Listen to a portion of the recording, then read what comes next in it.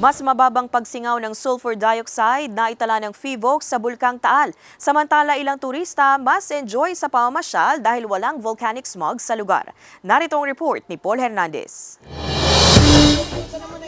Sa tabing lawa ng Taal sa Lipa, Batangas ang weekend bonding ng pamilya ni Mel mula sa San Jose del Monte, Bulacan. Bigumang makita ang kabuuan ng bulkan, ayos na rin daw dahil maaliwalas na panahon naman ang nararanasan. Okay lang po kasi ang importante sa amin, makita namin yung lawak na yan, tapos kami mag-picture-picture po.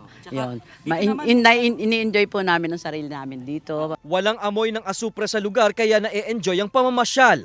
Okay naman, wala namang problema. Wala namang amoy na kagaya na sinasabi nila na may amoy na parang asupre. Mas mababang volume ng sulfur dioxide ang pinakawalan nito sa nakalipas na magdamag. Mula sa mahigit 2,300 na tonelada, 2,088 na lang ito kahapon. Kaninang umaga ayon sa PHIVOLCS, umabot sa 2,000 meters ang taas ng pagsingaw nito. Itinuturing na open vent volcano ang Taal kaya may mga tsansa itong magpakawala ng sulfur dioxide.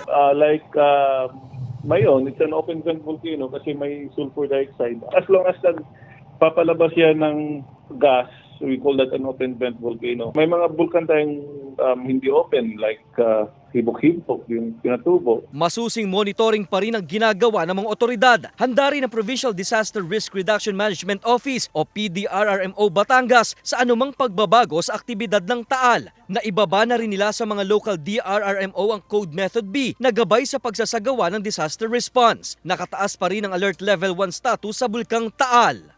Kasama si Buhay Adante Jr., Paul Hernandez, Balitang Southern Tagalog.